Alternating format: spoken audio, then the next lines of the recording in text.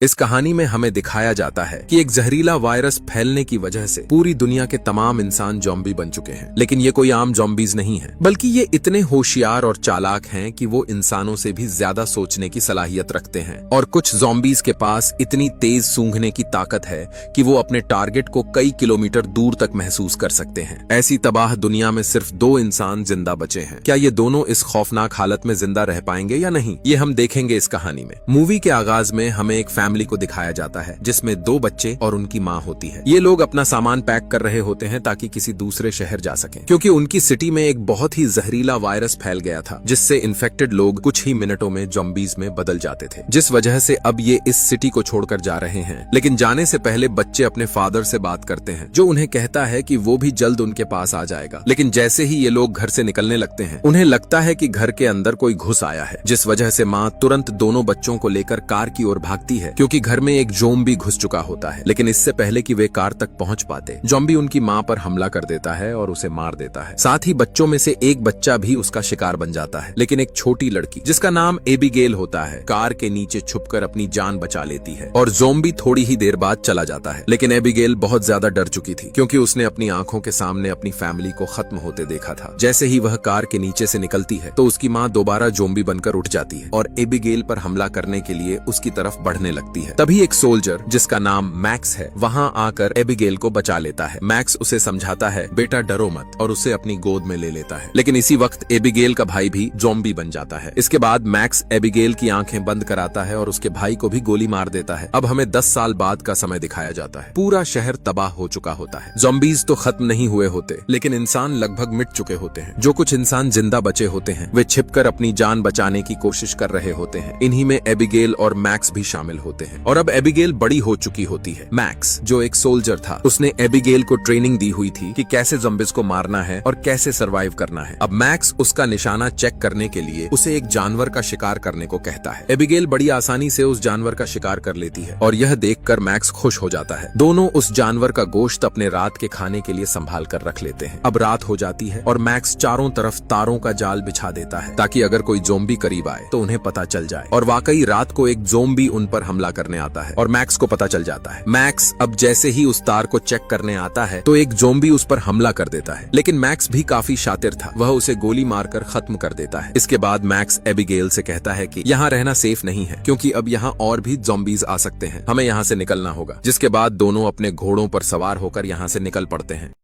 थोड़ी ही दूर जाने पर मैक्स को सामने एक गाड़ी नजर आती है जिसमें कुछ लोग बैठे होते हैं। यह देखकर मैक्स हैरान हो गया, क्योंकि उसने अपने और एबिगेल के अलावा अब 10 साल बाद किसी इंसान को देखा था। एबिगेल फौरन अपनी स्नाइपर सेट कर लेती है ताकि कहीं ये लोग उन पर हमला न कर दें। लेकिन तभी एक ज़ॉम्बी गाड़ी वालों पर हमला कर देता है। मैक्स एबिगेल को रोकता है, गोली मत चलाना, लेकिन वह फिर भी गोली चला देती है। उसका निशाना चूक जाता है और गोली एक इंसान को लग जाती है। मैक्स एबिगेल पर गुस्सा होता है और नीचे आकर उस आदमी को मार देता है, क्योंकि उसे ज़ॉम्बी ने काट लिया था। उसके बाद वे लोग गाड़ी से जरूरी सामान लेकर निकलने लगते हैं। लेकिन तभी बहुत सारी गाड़ियां आकर मैक्स और एबिगेल को घेर लेती हैं, जिसमें से कुछ इंसान बाहर निकलते हैं और उनसे कहते हैं, तुमने हमारे दोस्त को क्यों मारा, तुम्हें इसकी सजा मिलेगी। लेकिन तभी उनकी गाड़ी से एक औरत निकलती है जिसका नाम मेगन होता है। वह मैक्स से कहती है, देखो हम बुरे लोग नहीं हैं, हम तुम्हें नुकसान नहीं पहुंचाना चाहते। ये आपस में बात कर रहे होते हैं कि तभी हजारों की तादाद में ज़ॉम्बीज इनकी चारों तरफ से आने लगते हैं, क्योंकि जब दूसरों को पता चलता है कि इस जगह ज़ॉम्बी मर गए हैं तो वे अपनी सूंघने की शक्ति से वहां पहुंच जाते हैं। अब मैक्स और बाकी लोग मिलकर उन ज़ॉम्बीज पर हमला कर देते हैं, लेकिन वे कम नहीं हो रहे थे। इस लड़ाई में मैक्स, एबिगेल, मेगन और उसका पति जेम्स गाड़ी में बैठकर यहाँ से निकल जाते हैं, मगर बाकी के जो लोग थे वे सभी ज़ॉम्बीज में बदल जाते हैं। अब रास्ते में मैक्स मेगन से पूछता है, तुम लोग कौन हो और यहाँ क्या कर रहे थे। मेगन बताती है कि उन्होंने रेडियो पर सुना था कि कुछ दिन की दूरी पर एक कॉलोनी है जहाँ लोग रहते हैं और सारी सुविधाएं भी हैं। उसका बच्चा भी इस दुनिया में पैदा होने वाला था, इसलिए वह कॉलोनी जाना चाहती थी ताकि यह और उसका बच्चा वहां महफूज रहे। लेकिन अब उनके साथ आए हुए जितने भी लोग थे वे सभी मर चुके थे। मैक्स कहता है, यहाँ कोई कॉलोनी मौजूद नहीं है, मैं पिछले 10 साल से यही हूँ और मैंने किसी इंसान को नहीं देखा। खैर अब उनकी गाड़ी खराब हो जाती है, इसलिए सब यहाँ से पैदल आगे बढ़ने लगते हैं। थोड़ी दूरी पर उन्हें एक सोसाइटी दिखाई देती है जहाँ बड़ी बड़ी बिल्डिंग्स होती हैं, लेकिन सब वीरान थी, कोई भी जिंदा इंसान वहाँ नहीं था। अब रात होने वाली थी, इसलिए ये लोग यहीं रात गुजारने का फैसला करते हैं। रात में मैक्स, जेम्स और मेगन को बताता है कि पास में एक नदी है और तुम नदी के किनारे से जाओ, शायद वहाँ से आपको कोई सुरक्षित जगह मिल जाए। मेगन कहती है मुझे लगता है तुम्हें भी हमारे साथ चलना चाहिए, क्योंकि मुझे भी यकीन है कि वहाँ बस्ती है और तुम वहाँ सुरक्षित रह सकते हो। मैक्स कहता है पहली बात तो कोई कॉलोनी ही नहीं है, और अगर है भी तो तुम अकेली जाओ, मैं नहीं जाऊंगा। एबिगेल मैक्स को समझाती है कि हमें कॉलोनी ढूंढने के लिए कोशिश तो करनी चाहिए, लेकिन मैक्स चिल्लाकर कहता है तुम्हारी गोली चलाने की वजह से ही हम परेशानी में फंस गए, अगर हम इनके साथ चले तो हम मर सकते हैं। लेकिन फिर भी वह एबिगेल की खुशी के लिए उनके साथ चलने को मान जाता है, क्योंकि इतने समय से एबिगेल के साथ रहने के बाद मैक्स उसे अपनी बेटी जैसा समझता था। जैसे ही सुबह सब यहाँ से निकलने वाले होते हैं तो एक ज़ोंबी आकर एबिगेल पर हमला कर देता है, लेकिन एबिगेल भी कम खतरनाक नहीं थी। वह ज़ोंबी को बिल्डिंग से नीचे फेंक देती है, जिसके बाद ये सब उस बिल्डिंग को छोड़कर निकल पड़ते हैं, क्योंकि यहाँ के ज़ोंबीज बहुत चालाक थे। उन्हें पता था कि हमारा साथी कहाँ मरा और वहाँ कैसे पहुँचना है। लेकिन मैक्स ने बाहर उस बिल्डिंग के पास एक ट्रैप लगा रखा था, और जैसे ही ज़ोंबीज ने उस ट्रैप में पैर रखा वहाँ बहुत बड़ा ब्लास्ट हो गया, जिससे कुछ ज़ोंबीज मर गए। इतने में मैक्स और बाकी लोग सोसाइटी से काफी दूर आ चुके थे। थोड़ी देर आगे चलने पर मेघन कहती है कि यहीं पास एक एयरपोर्ट है जहां उसके पिता काम करते थे, शायद वहां से कोई प्लेन मिल जाए और हम उसके जरिए आसानी से कॉलोनी ढूंढ सकते हैं। लेकिन मैक्स कहता है कि अगर हम एयरपोर्ट चले गए और वहां ज़ोंबीज ने घेर लिया तो हमारे पास निकलने का कोई दूसरा रास्ता नहीं होगा, और फिर हमें ज़ोंबीज से लड़कर निकलना पड़ेगा, क्योंकि वहां से प्लेन मिलना मुश्किल है। एबिगेल कहती है कि कोशिश तो करनी चाहिए, अगर हमने रिस्क उठाया और काम बन गया तो हमारी जान बच जाएगी। एबिगेल की बात पर मैक्स हाँ कर देता है। इसके बाद सब लोग एयरपोर्ट पहुंचते हैं, मगर वहां कोई एरोप्लेन नजर नहीं आता। लेकिन थोड़ी देर बाद गराज के अंदर एक एरोप्लेन मिल जाता है, जिसे देखते ही सब खुशी से झूम उठते हैं। लेकिन प्लेन थोड़ा खराब था, तो जेम्स जो मैकेनिक था वह प्लेन को रनवे पर लाकर ठीक करने लगता है। जब तक जेम्स प्लेन ठीक कर रहा था तब मैक्स दूरबीन से देखता है कि बहुत से ज़ोंबीज इन्हीं की तरफ आ रहे हैं, जिसे देखकर मैक्स जेम्स से कहता है कि प्लेन जल्दी ठीक करो वरना हम सब खत्म हो जाएंगे। इसीलिए जेम्स ने जल्दी से एयरप्लेन को ठीक किया और सब इसमें बैठकर यहाँ से जाने लगे। इस वक्त ज़ोंबीज इनके बिल्कुल करीब आ चुके होते हैं, क्योंकि अब प्लेन ठीक हो चुका था। वो सब इसमें बैठकर उड़ जाते हैं, जिसके बाद सब बहुत खुश थे कि अब हम इन ज़ोंबीज से बच चुके हैं। लेकिन थोड़ी ही दूर जाने पर प्लेन क्रैश हो जाता है, पर किसी की जान नहीं जाती, मगर प्लेन ने उनका 4 दिन का सफर कुछ ही घंटों में कटवा दिया था। अब कॉलोनी तक सिर्फ 2 दिन का फासला रह गया था, इसीलिए अब ये पैदल ही आगे बढ़ने लगे।